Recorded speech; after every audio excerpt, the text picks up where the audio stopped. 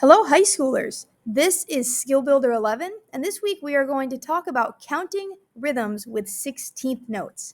We've come across some things like this in our orchestra music recently, and some of us have been struggling with those rhythms. And so today we're going to go through and get a little bit of extra practice with them, but we're also going to talk about the correct way to count these rhythms. And I think by having in your head how to count them, that is going to start to make them easier for you because you'll be able to think about them in the correct way.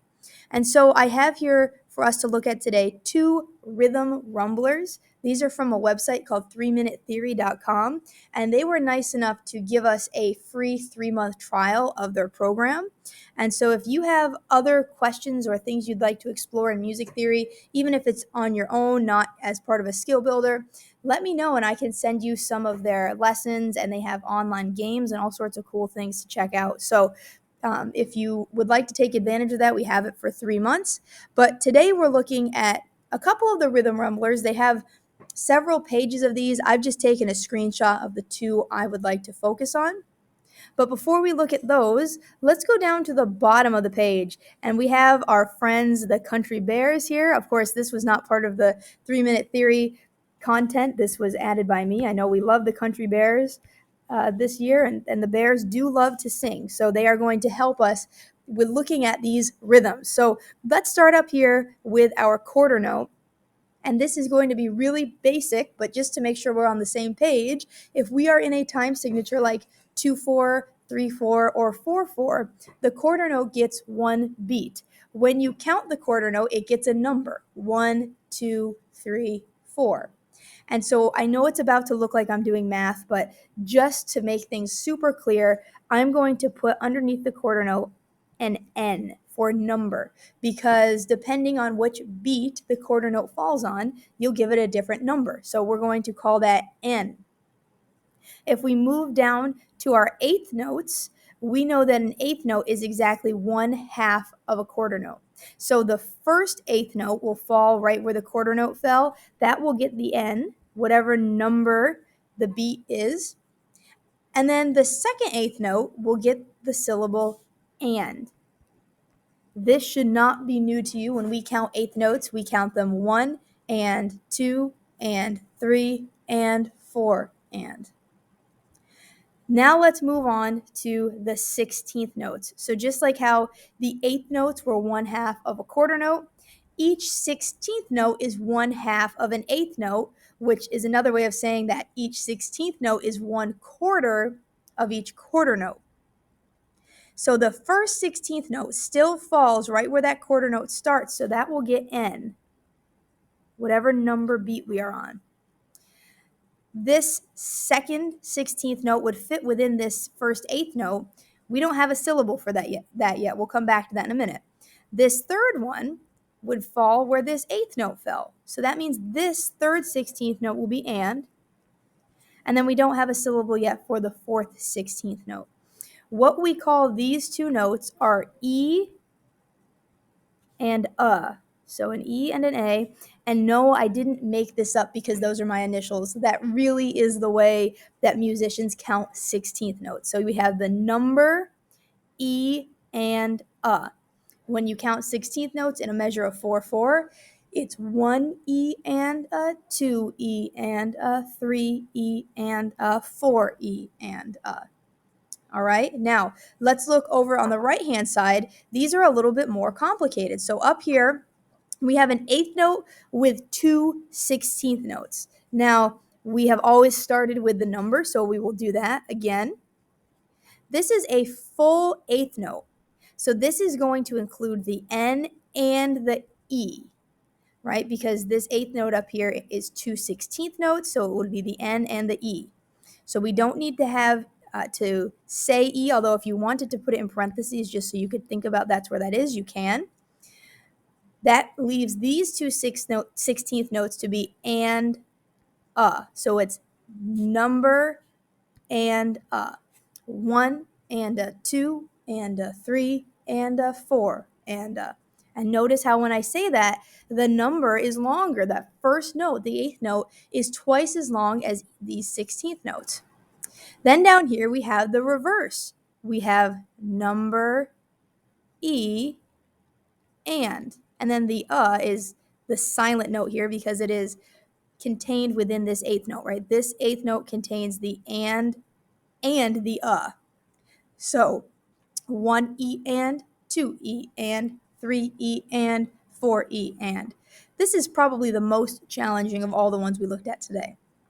So now what we can do on the top is take all of these rhythms and the formula that we have now made for counting them and put them into the rhythm rumblers up top. So let me zoom in here for rhythm rumbler 22. Okay. There we go. The first note, it's easy for us. It's just a quarter note, so it just gets the number 1. Then we have some 16th notes. Our beat is beat 2, so the N in the formula on the bottom will turn to a 2. So this would be 2, E, and A. The next note, we have a quarter note, 3. Now we have the rhythm that I said was the hardest, 4, E, and. Let me change the thickness of my pen here so it can be a little bit neater. Okay, so 1, 2E and a 3, 4E and. Now, of course, the rhythms that we're working with in class are much, much faster, and we will practice these faster as well, but we're just looking at it slowly right now because it's our first look at it, so it's a good thing to go slow. We have 1 beat of rest. That's a 1 where we wouldn't really say anything. And then 2 and a 3, 4 and. Rest, 2 and a 3, 4 and. Rest on beat 1, 2, rest on beat 3, 4 E and a. Rest, 2, rest, 4 E and a. Okay, next measure. Rest on beat 1, 2 E and, oops, there we go, 3, 4 and. Rest, 2 E and 3, 4 and. Going down to measure 173, 1 and a 2, rest, 4 E and. 1 and a 2, rest, 4 E and. All right, I'm going to keep going here. Hopefully this is getting easier. If you use the formula on the bottom, it shouldn't be too hard. Now this, we've run into something that we didn't talk about on the bottom, but we can break it down pretty easily. This is 1/8 note. This is 1/8 rest. So if we go down to the bottom here, the first eighth note gets the number. The second eighth note gets the and. So in this case, the number would be the rest, and the and would be the note that you play. So it's rest, 2, 3, and rest, and. That's a little funky rhythm there, but it's a good thing to know how to count. Then we have 1 and 2 and 3, rest, 1 E and 2 E and 3 and 4. There we go. So again, I hope that you can take what we did down here, look at the formula for each of these rhythm patterns, and pretty easily apply it within the measure.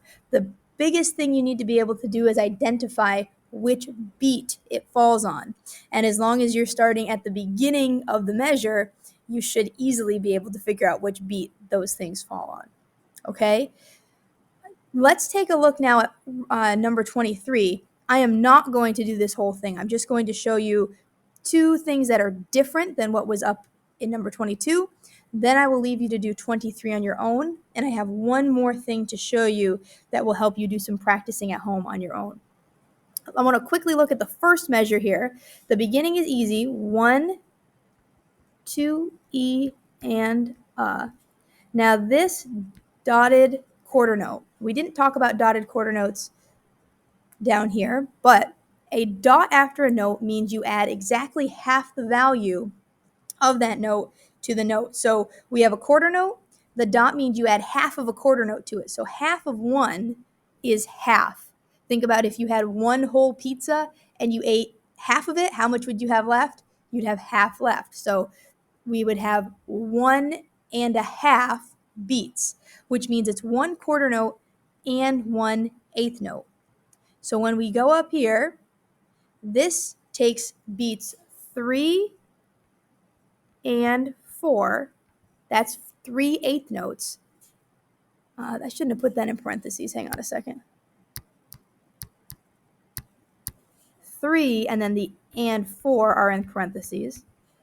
And then this eighth note gets an and. So 3 and. You would sustain this for 3 and 4 and.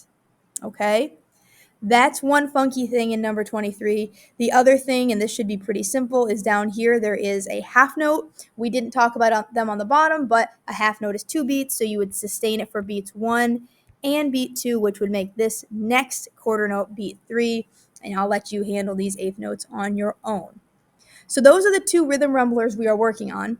But if you really want some extra practice with these, and I would recommend that everyone take some time to practice this because it's in all of your parts in our orchestra music, you can go to the Google Classroom, and under the Skill Builder assignment, I have a link to the 3-minute theory rhythm rumbler video. So here's their video. This is what it will look like when you open it up. And when you hit play, it brings you to the main menu first. So it asks you to pick which range of number the rhythm rumbler you're looking for is. So ours are 22 and 23. So we're going to click on that, and it's going to open up all of your options. Now you can go to 22 where they and play the rhythm with you. So the first time they actually have the counting and they have an instrument playing it with you. Then the second time, it's just you clapping along and there's some background music to it.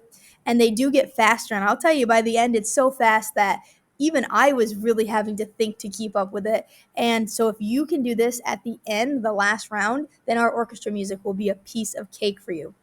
Now, once you finish number 22, if you want to get to 23, you can go down here to these 9 little boxes to the chapters menu and then scroll down to get to 23. Okay? So that's some extra practice, but I would recommend everyone take advantage of that because we have it as an option, and I think it will be beneficial to you. All right? So finishing up number 23, practice these rhythms. We will do them in class. Thanks so much for watching your Skill Builder. I hope everyone has a great day, and I'll see you guys in class.